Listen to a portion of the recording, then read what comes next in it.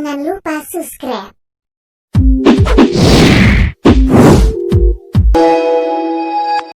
Salah satu gejala COVID yang banyak dialami pasien adalah hilang rasa atau anosmia, tidak bisa mengecap dan mencium aroma.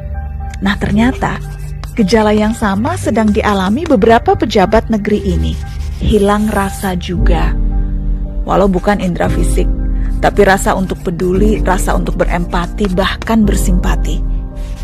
Contohnya, lurah yang malah menggelar pesta pernikahan putrinya pada hari pertama pelaksanaan PPKM darurat. Ada juga anggota dewan yang ngeyel menolak dikarantina, padahal baru datang dari luar negeri. Saya baru datang dari Kirgistan. Saya cemas juga semalam. Mau diinapkan di hotel. Dan memang cara-cara yang dilakukan tidak baik oleh Departemen Kesehatan. Harusnya yang di karantina itu adalah orang-orang yang tinggal di luar negeri. Mau contoh lain? Ada anggota dewan lainnya meminta pemerintah menyediakan rumah sakit khusus untuk pejabat negara. Pemerintah lupa bahwa harus menyediakan fasilitas kesehatan buat pejabat negara. Pejabat negara ini harus diistimewakan. Dia ditempatkan untuk memikirkan negara dan rakyatnya. Bagaimana sampai dia datang ke emergensi terus terlunta-lunta? Saya sedih. Gak sungkan tuh dia meminta supaya pejabat diistimewakan. Ya, kita juga ngerti lah ya kalau kondisi orang berbeda-beda. Ada yang kaya, ada yang miskin, ada yang jadi pejabat, ada yang jadi jelata. Dalam kondisi normal, kita bisa kok memberi pengertian kenapa para pejabat itu dikawal patwal, nyalain sirine di jalan misalnya. Mereka kan sibuk ngurusin kita-kita yang rakyat ini kan. Ngertilah kita, selalu pengertian kok kita ini. Dalam kondisi gawat seperti ini, prioritas-prioritas bukan lagi dilandaskan oleh plat nomor mobil atau jabatan. Dalam kondisi darurat, prioritas dihitung pada kegentingan.